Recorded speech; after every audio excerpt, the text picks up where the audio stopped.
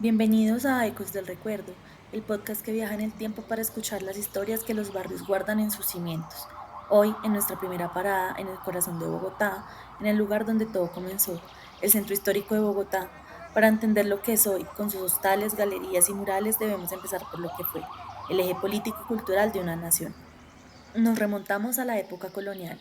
Esta no era solo el barrio más antiguo, era el único barrio. El centro histórico se construyó como el epicentro del poder.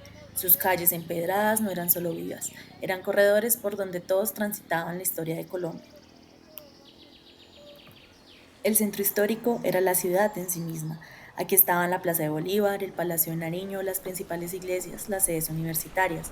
Vivir aquí era estar en el centro de todo, en el lugar donde se tomaban las decisiones, donde se construía la cultura y donde se vivía la vida política y social de la capital.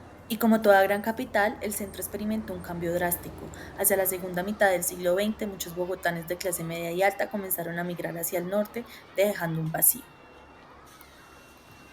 Este movimiento fue impulsado por la idea de modernidad. Se cree que el futuro de la ciudad estaba en los grandes edificios, los centros comerciales y los espacios amplios. El centro, con sus estructuras antiguas y sus problemas sociales, se percibió como un lugar obsoleto. Fue una época de abandono institucional y de deterioro gradual.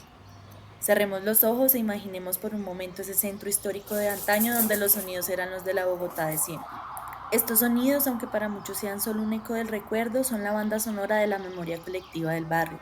Nos recuerdan que este lugar fue una vez el latido de la ciudad, un ecosistema vibrante que parece inmutable. Pero ¿qué pasó con ese centro? A finales del siglo XX algo empezó a cambiar. El paradójicamente lo hizo atractivo. Sus rentas bajas y sus propiedades históricas se convirtieron en un lienzo en blanco para un grupo particular de personas. El centro se convirtió en un imán para artistas, estudiantes y bohemios. Buscaban espacios asequibles para vivir y crear. Galerías de arte improvisadas, bares universitarios y murales comenzaron a aparecer. Este fue el primer síntoma del cambio, el inicio del redescubrimiento que, sin saberlo, sentaría las bases para la gentrificación que conocemos hoy. El pasado no es solo una colección de hechos, es la base sobre la que el presente se construye.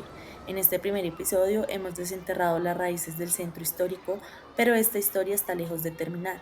En nuestro próximo episodio escucharemos las voces del pasado, los testimonios de quienes vivieron este cambio en carne propia, los residentes de toda la vida, sus recuerdos, sus historias, sus voces y cómo la identidad de un barrio no se puede medir en ladrillos o precios.